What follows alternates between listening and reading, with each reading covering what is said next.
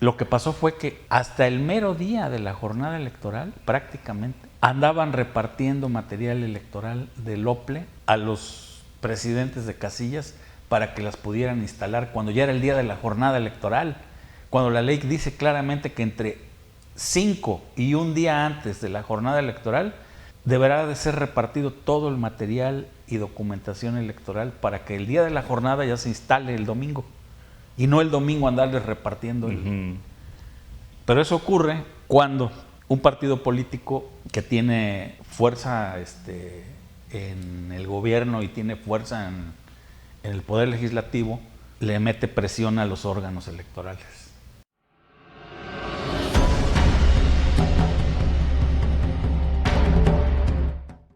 Muy buenas tardes.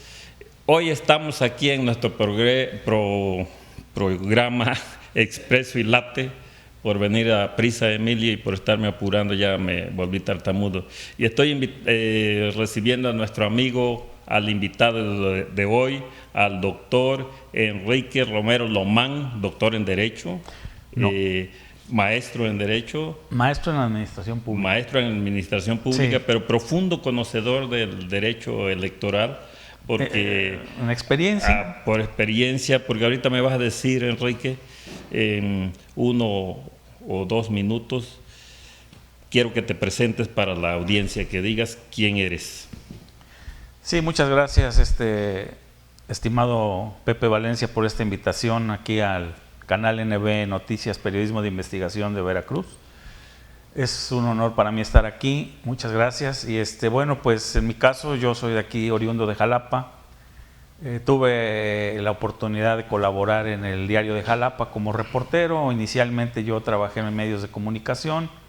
Yo estudié Ciencias de la Comunicación en la Ciudad de México, pero posteriormente pues me dediqué a trabajar en materia electoral. Estuve en el Instituto Federal Electoral en 1993, aquí en la ciudad de Jalapa. Estuve en el distrito de Papantla. Posteriormente estuve en la Comisión Estatal Electoral. Me tocó la fundación en el 95 al 2000.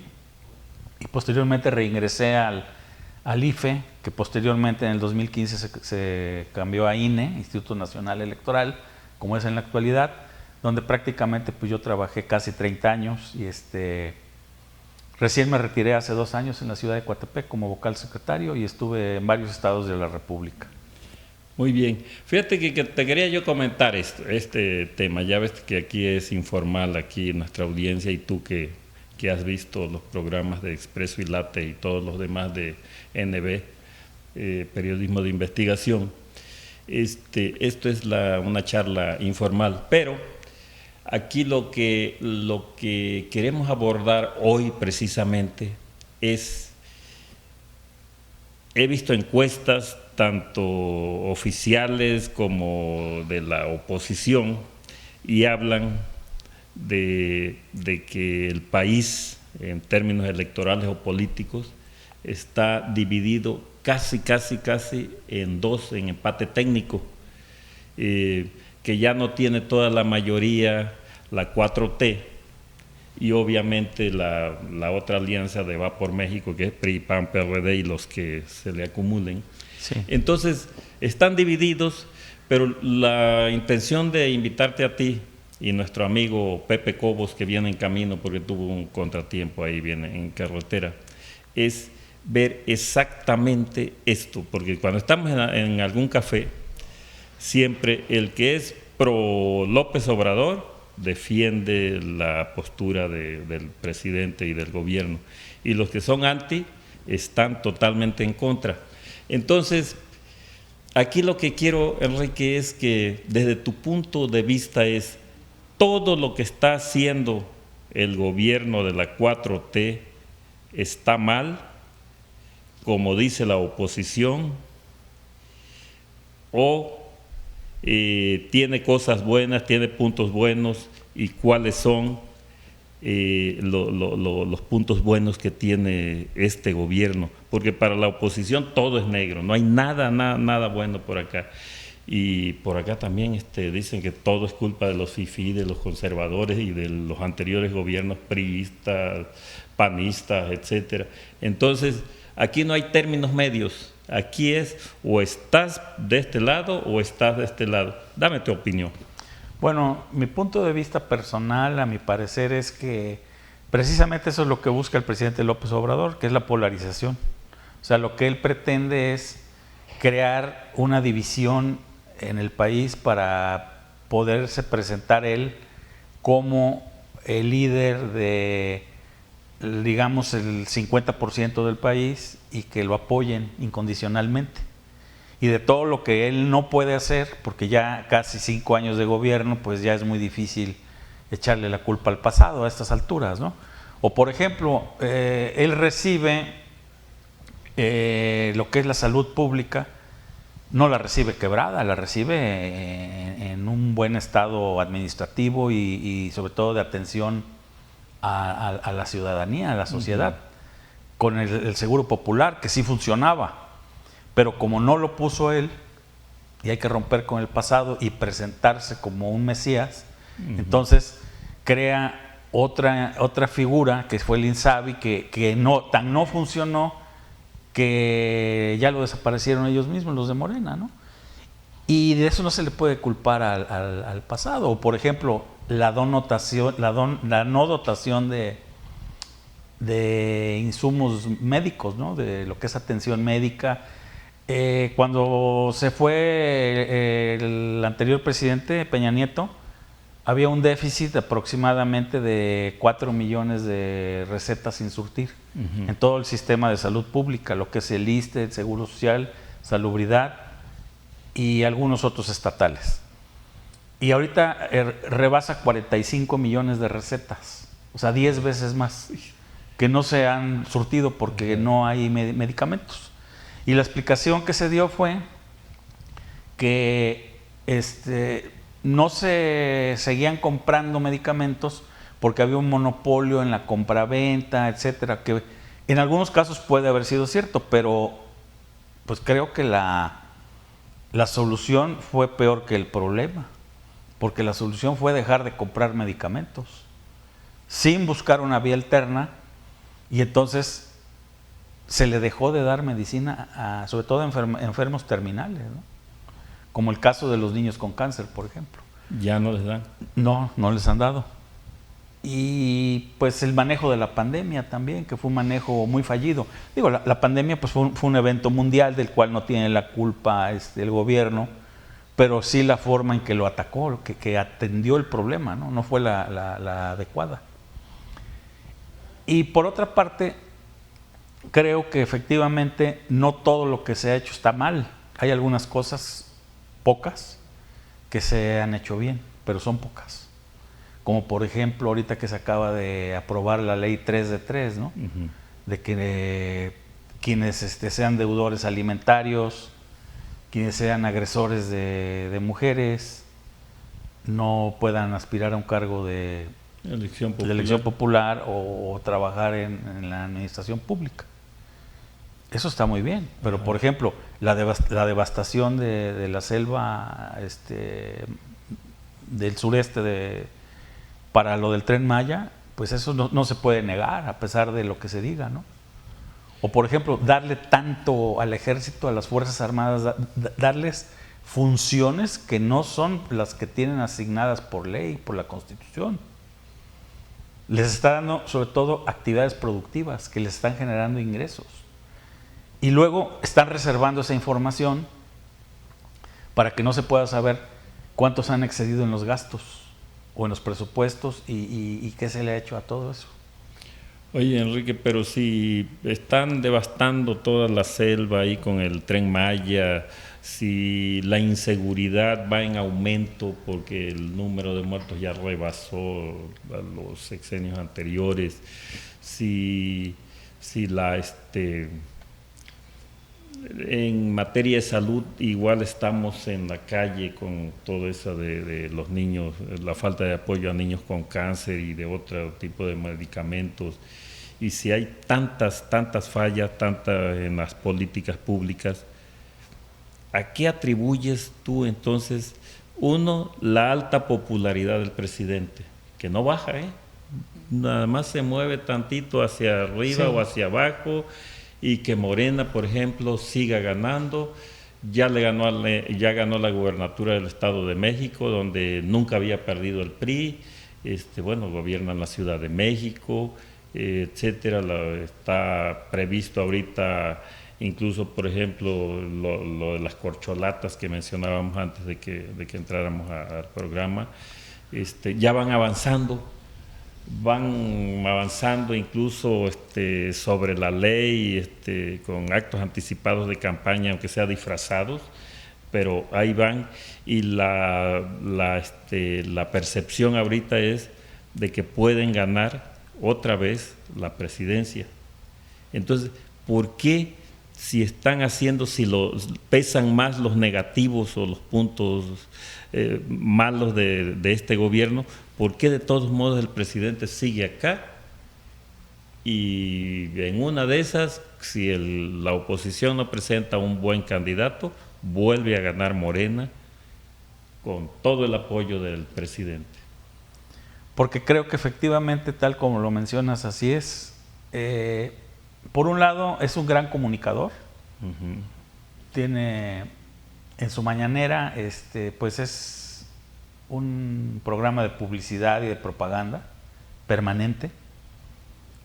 Muy pocas veces hablan los secretarios, nada más los tiene ahí como floreros. Uh-huh. Por ejemplo, desde que tomó posesión la secretaria de Educación, yo no he sabido de ella. La que quedó en lugar de la que se fue de candidata Delfina al Estado de México, ¿no? De Delfina, la que quedó en su lugar, no se sabe nada de ella. El secretario de Salud, tampoco. Y por otra parte, pues el presidente es una persona muy inteligente, la verdad, y sabe cómo estar en campaña permanente. De hecho, yo creo que él no ha dejado de ser candidato, como lo fue durante 18 años. Cuando él comenta que recorrió todo el país 3 veces y que conoce hasta el último municipio de este país, cosa que es cierta, pero él sigue en campaña, ¿no? No actúa como un gobernante, actúa como un candidato en campaña. Y por otra parte, hay una ausencia de oposición organizada. Hay algunos destellos uh-huh. que últimamente han provenido de la sociedad civil, como por ejemplo fueron las 2 marchas que se hicieron en la defensa del INE, que sí tuvieron efecto, porque finalmente evitaron que se lograra la desaparición del instituto y su modificación. Pero definitivamente son esos 2 factores a mi juicio. Por un lado, él tiene una personalidad muy, muy atrayente, sobre todo para cierto sector de la población socioeconómico, de las clases populares, que tienen menor ingreso económico uh-huh. y, por ejemplo, sus programas de apoyos le han dado mucho punch, ¿no? Digamos, en lo que es la popularidad, ¿no? Le llega a la gente, sabe hablarle en su mismo idioma a la gente y le dice a la gente lo que la gente quiere escuchar. Es un gran maestro de la comunicación política. Y por otra parte, esa ausencia repito, de una oposición organizada. Uh-huh.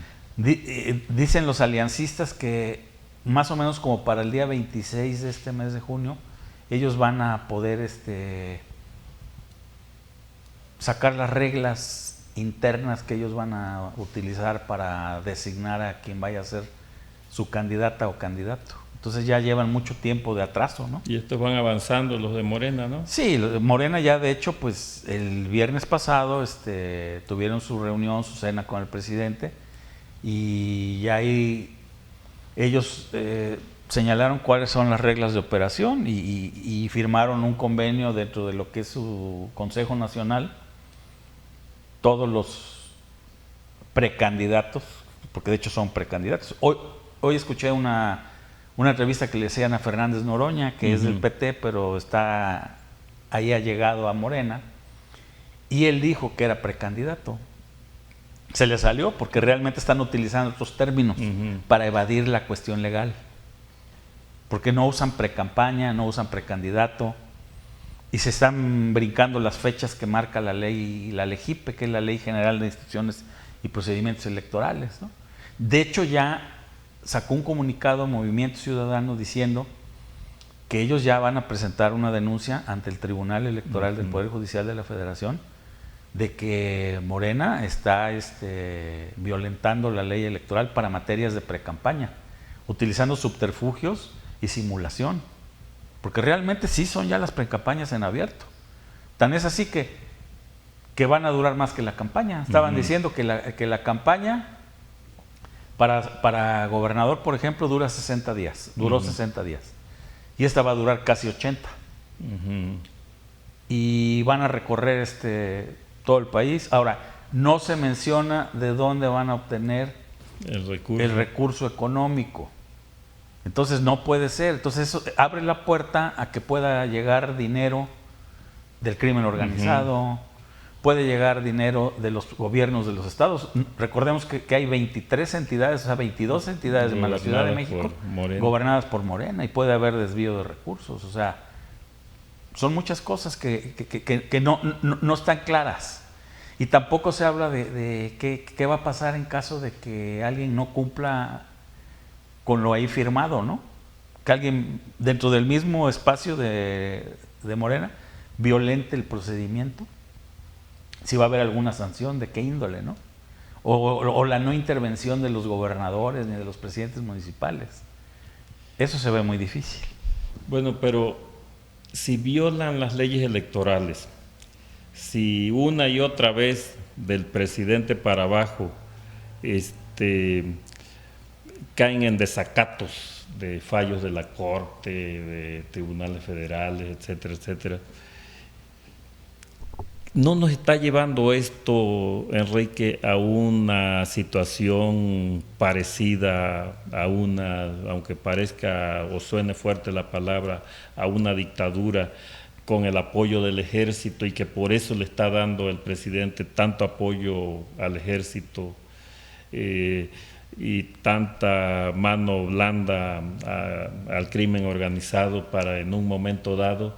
Bueno, pues aquí no me vengan con que la ley es la ley y al diablo las instituciones, y aquí estado de sitio en caso de que se le salga de control. No nos está llevando hacia allá esto, porque mira, los desacatos, bueno, pues tarde o temprano tiene consecuencias, ¿no? Pueden ir al bote cualquier servidor público porque están incurriendo en esa situación tanto acá en el estado, aquí de Veracruz, como en México, porque pues si ven que la cabeza lo hace, pues todos lo hacen. Y puede haber, suponiendo que ganara la oposición, a lo mejor iban a ir muchos al bote. Entonces, ¿no será que todo está preparado para que si no ganamos en las urnas, de todos modos, nosotros vamos a conservar el poder? Hay muchos signos de preocupación, efectivamente, como bien lo menciona. Por ejemplo, efectivamente, hace poco, vimos todos que el Senado de la República hizo un desacato de que se tenía que sesionar para nombrar a los comisionados del Instituto Nacional de Acceso a la Información y Protección de Datos Personales y de Transparencia, ¿no? Y dijeron, no hay problema, pagamos la multa, cooperamos y pagamos la multa, pero no vamos a hacer lo que se nos está ordenando por parte del Poder Judicial. Luego también, otro caso preocupante fue cuando la unidad de quejas y denuncias del Instituto Nacional Electoral del INE dijo que no podía sancionar a los funcionarios públicos, empezando por el presidente, ni hacerles un llamado de atención porque no estaban violando la ley al estar participando en los procesos electorales de Coahuila y del Estado de México, porque constantemente intervenían y hay una prohibición expresa, legal, en lo que es la ley electoral federal, ¿no? Hasta que el tribunal tomó cartas en el asunto y le enmendó la plana al INE. Y fue cuando el INE ya emitió un comunicado. Pero la verdad, el INE no debió haberse esperado a que el tribunal lo hiciera. Lo debieron haber hecho aplicar de inicio, la ley, porque ¿no? aplicar la ley, pero no lo hicieron, o sea, medidas cautelares, no lo hicieron. Entonces eso es muy preocupante porque como sabemos todos, bueno, hay una nueva presidencia en el INE, hay nuevos consejeros electorales y queremos ir viendo cómo van a ir trabajando. Por ejemplo, el día de hoy precisamente se reunieron a puerta cerrada en Palacio el presidente con los 11 consejeros del Consejo General del Instituto Nacional Electoral. Y coincide con el inicio de las precampañas de Morena. Entonces no sabemos realmente cuál haya sido el contenido de esa reunión. El presidente obviamente dijo que en esta nueva etapa del INE, en la que ya no están los anteriores con los que tuvo muchos problemas, que todos sabemos, que fue en la época del doctor Lorenzo Córdoba, con Ciro Murayama, etcétera, pues que ahora ya hay un acercamiento, pero ¿hasta qué punto puede haber ahí una situación? Porque como lo estamos platicando precisamente aquí, Morena va a violar la ley electoral. Ahora hay otra situación que no se ha comentado, pero tanto el gobierno federal como los gobiernos de los estados tienen una forma muy fuerte de hacer presión en los órganos electorales. ¿Cómo? Con la aprobación de sus presupuestos anuales. Sí. ¿Qué hace? El INE entrega, por ley tiene que entregar cada año su propuesta de presupuesto, que aumenta considerablemente cuando hay proceso electoral, por obvias razones, ¿verdad? Porque hay que instalar miles de casillas y gastar en materiales y documentación electoral, etcétera. Y los OPLES en los estados, que son quienes organizan las elecciones locales. Entonces, una forma de presionar a los organismos electorales, tanto el federal como los locales, es chantajearlos con el tema del presupuesto. Decirles, no, estás pidiendo demasiado dinero, pero te lo estoy justificando. Aquí están los costos y aquí está para qué se va a utilizar. Sí, pero no. Pues sí, pero no. Te voy a quitar una tercera parte de lo que me estás pidiendo. Oye, pero no me va a alcanzar. Lo siento.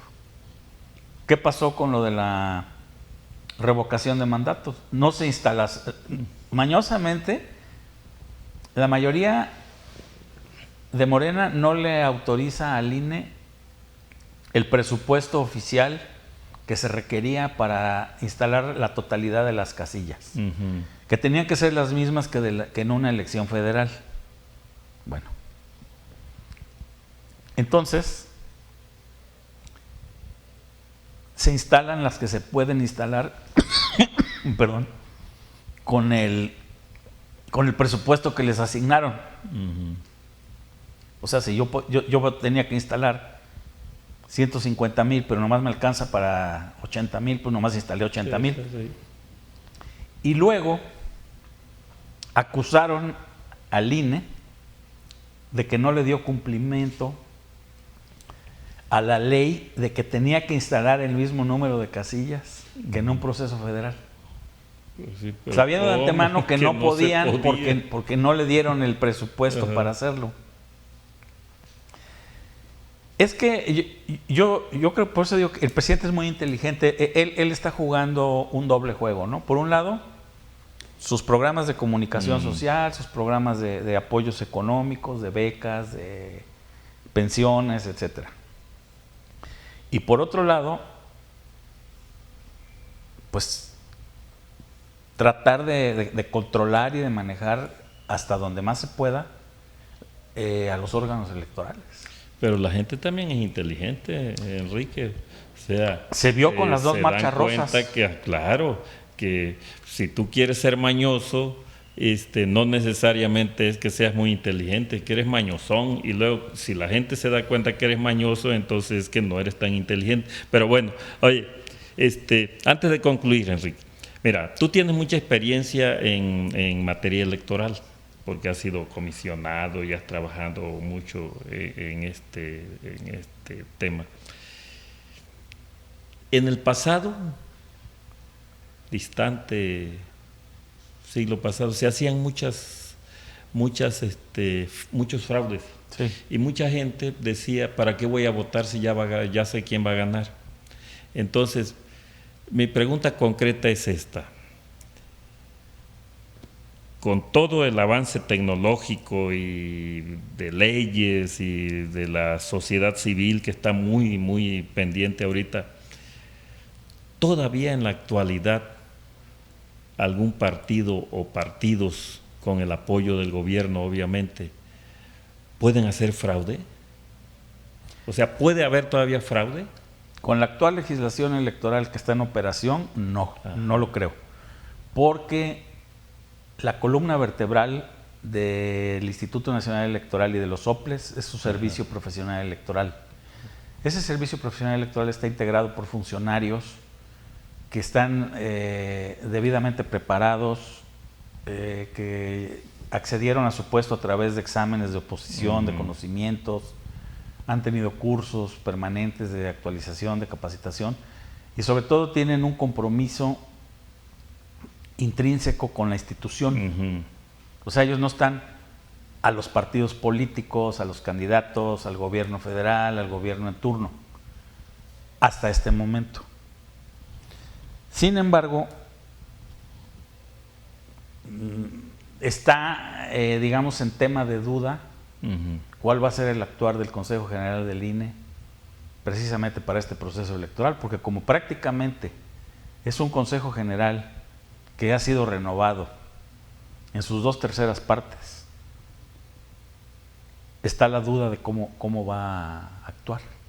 No tengo duda del servicio profesional electoral ni de las juntas locales ejecutivas, que son las que están en las cabeceras de cada capital de los estados, ni tampoco en las juntas distritales, por los funcionarios que son de carrera, es un servicio civil de carrera. Pero precisamente era lo que quería modificar el presidente, es decir, que desaparezca el servicio profesional electoral, que desaparezcan el Instituto Nacional Electoral, que se modifique de tal manera que ya no haya oficinas permanentes más que un funcionario y algunos auxiliares, y que se contraten nada más para proceso electoral. Y ahí sí es donde ya se puede perder esa calidad de trabajo. Entonces, mi respuesta concreta sería esta. Yo creo que hasta este momento, como están las cosas, sí está trabajando bien el órgano electoral. Pero la gran prueba de fuego va a ser precisamente en el 2024, porque realmente vamos a tener ahí más de 3,100 cargos a elegir, desde presidente de la República hasta presidentes municipales, que no es el caso de Veracruz, que aquí no van a haber elecciones municipales, pero sí de los 30 diputados locales, federales, y los federales, los senadores y de gobernador. Así es. Y bueno, está el OPLE, pero si me permite quiero hacer ahí un paréntesis. Por ejemplo, en el pasado proceso electoral del 2021 local, el partido Morena le hizo saber al Consejo General del OPLE local que había algunos cambios de sus candidatos de última hora, por así decirlo, cuando ya había vencido el plazo legal para que se hicieran cambios en las boletas, porque las boletas, como se hacen en papel seguridad, que es un papel muy caro, para evitar precisamente que se puedan clonar esas boletas y demás. Entonces, esos documentos los mandan a hacer a Talleres Gráficos de México, que antes era Talleres Gráficos de la Nación. Entonces, el material se tiene que hacer con anticipación para que se pueda tener aquí y repartirlo a las juntas distritales, en este caso consejos distritales y consejos municipales, para de ahí llevarlo los paquetes electorales, la documentación a los presidentes de las casillas para que las instalen el domingo de la jornada electoral. Pues resulta ser que por acuerdo del Consejo General aceptaron hacerle algunos cambios o modificaciones a algunas candidaturas de Morena, pero ya fuera de término, fuera de periodo. Entonces metieron en un aprieto enorme. Recordemos que los partidos no votan en el Consejo General, los únicos que votan son los consejeros electorales, porque están ciudadanizados, o sea, los partidos tienen voz pero no tienen voto. Entonces pudieron haber rechazado esa solicitud que hacía Morena y decirle, bueno, es que ya no se pueden hacer modificaciones porque ya son 11:45 y ya no da tiempo. Y sin embargo, por acuerdo, y un acuerdo no puede estar por encima de lo que ya está escrito en la ley, porque ya estarían legislando, ¿no? Entonces, por acuerdo se aceptó y metieron en un aprieto enorme a la institución porque tuvieron que modificar boletas que ya estaban imprimiéndose en la Ciudad de México. Y entonces hubo un atraso considerable, porque hay elecciones en varios estados de la República y todos van y trabajan con Talleres Gráficos de México. Entonces, pues llevan turnos, trabajan las 24 horas ahí. Entonces, lo que pasó fue que hasta el mero día de la jornada electoral, prácticamente, andaban repartiendo material electoral del OPLE a los presidentes de casillas para que las pudieran instalar cuando ya era el día de la jornada electoral, cuando la ley dice claramente que entre 5 y un día antes de la jornada electoral deberá de ser repartido todo el material y documentación electoral para que el día de la jornada ya se instale el domingo y no el domingo andarles repartiendo. Pero eso ocurre cuando un partido político que tiene fuerza en el gobierno y tiene fuerza en el poder legislativo le mete presión a los órganos electorales, junto con lo del presupuesto, definitivamente. O sea que no es fácil hacer trampa o fraude, pero siempre hay una rendija cuando un gobierno lo quiere y se impone, ¿no? En la vieja forma que había antes de que Taquito, que Operación Ratón Loco, que Carrusel, etcétera, ya no es posible. O sea, ¿y compra de votos o coacción? Eso sí se puede dar. Todavía. Eso sí se puede dar porque... Con mucho dinero, ¿verdad? Con mucho dinero y con amenazas. De hecho, en las pasadas elecciones del 21, hubo muchas quejas de que en varios estados, sobre todo del norte y en Michoacán, por ejemplo, hubo mucha presión para los electores por parte del crimen organizado. Sí. Hubo amenazas en la casilla. Entonces ahí sí puede haber compra y coacción del voto. Y efectivamente sabemos de antemano que existen los delitos electorales y que existe una fiscalía especializada para la atención de los delitos electorales. Pero pues en tantos años no hemos sabido de que se haya pues metido a la cárcel a mucha gente por ese motivo, ¿no? Y seguramente son delitos que sí existen constantemente, ¿no? Muy bien, muy bien. Pues Enrique Romero Lomán, muchas gracias por esta plática y espero que pronto, más adelante, conforme vaya avanzando este proceso, tengamos otra ya con más detalles y más un poquito más amplia. Muchas gracias a la audiencia. Y ya nuestro amigo Cobos no pudo venir, yo creo que lo vamos a entrevistar en una próxima ocasión. Agradezco.